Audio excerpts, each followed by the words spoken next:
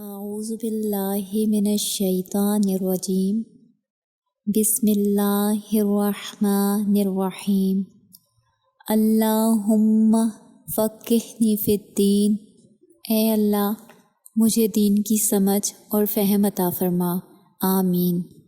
ہماری نیکسٹ سورہ ہے سورہ روم، اور یہ مکی صورت ہے اور اس کی 60 آیات ہیں۔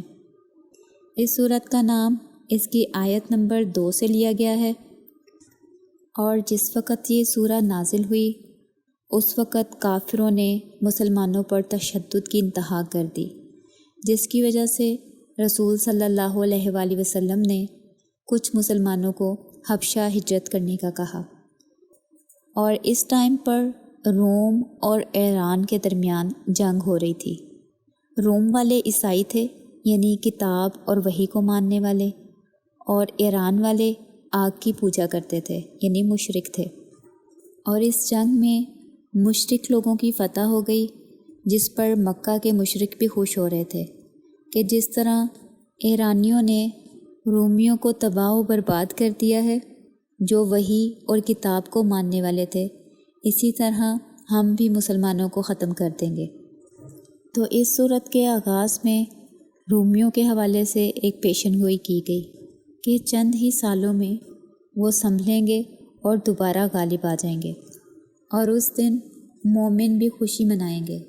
یعنی یہاں پہ بدر کی جنگ کی فتح کی بھی پیشن گوئی کی گئی۔ روم کے حوالے سے جو پیشن گوئی قرآن میں آئی ہے، اس پر ایک مشرک نے حضرت ابو بکر صدیق رضی اللہ تعالیٰ عنہ سے 10 اونٹوں کی شرط لگائی کہ رومی اب دوبارہ اپنے پیروں پہ کھڑے نہیں ہو سکیں گے۔ حضرت ابو بکر صدیق کو کیونکہ قرآن پر پورا ایمان تھا، تو انہوں نے بھی شرط لگا لی کہ یہ ضرور ہو کر رہے گا۔ اور پھر جب آ کر حضرت ابو بکر صدیق نے اس شرط کی بات رسول صلی اللہ علیہ وآلہ وسلم کو بتائی، تو آپ صلی اللہ علیہ وآلہ وسلم نے کہا کہ بضع سنین کا مطلب ہوتا ہے 10 سال سے کم کا عرصہ، یعنی ودن 10 ایئرس۔ تو آپ ایسا کریں کہ اپنی شرط کی مدت 10 سال کے اراؤنڈ کر لیں، اور جو آپ نے اونٹوں کی شرط لگائی ہے اس کی بھی تعداد بڑھا دیں۔ تو حضرت ابو بکر صدیق نے 100 اونٹ کر دیے، اور جو سال یعنی مدت تھی وہ 10 سال کی لمیٹیشن کر لی اس مشرک کے ساتھ۔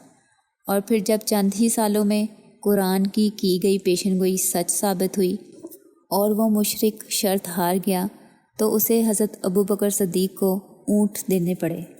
اور جب حضرت ابو بکر صدیق وہ اونٹ لے کر رسول صلی اللہ علیہ وآلہ وسلم کے پاس آئے، تو آپ نے کہا کہ یہ اونٹ صدقہ کر دیں، کیونکہ جس وقت ہم نے یہ شرط باندھی تھی تب تک شرط لگانے کی حرمت نازل نہیں ہوئی تھی، لیکن اب اس کی حرمت آ گئی ہے، تو پھر یہ اونٹ آپ صدقہ کر دیں۔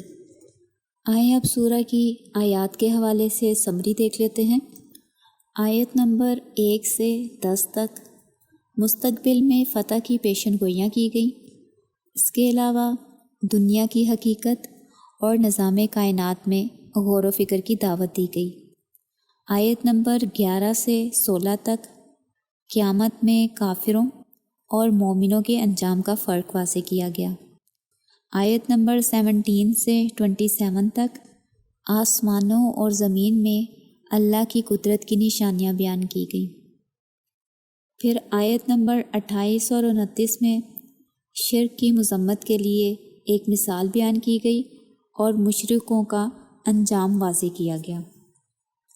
آیت نمبر 30 سے 37 تک دین حنیفی کی پیروی کی تاکید کی گئی اور مصیبت یا آسائش میں انسانی رویے کا کمپیریزن بتایا گیا۔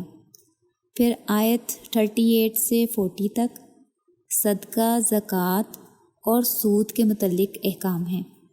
آیت 41 سے 54 تک زمین میں فساد کی وجہ بتائی گئی اور اللہ کی قدرت کے مظاہر بیان کیے گئے۔ آیت 55 سے 60 تک قیامت کے کچھ احوال واضح کیے گئے اور نبی صلی اللہ علیہ وآلہ وسلم کو صبر کی ہدایت کی گئی۔ یہ تھا ہمارا سورہ روم کا خلاصہ۔ سبحانک اللہم و بحمدک، نشہد ان لا الہ الا انت ونستغفرک ونتوب الیک۔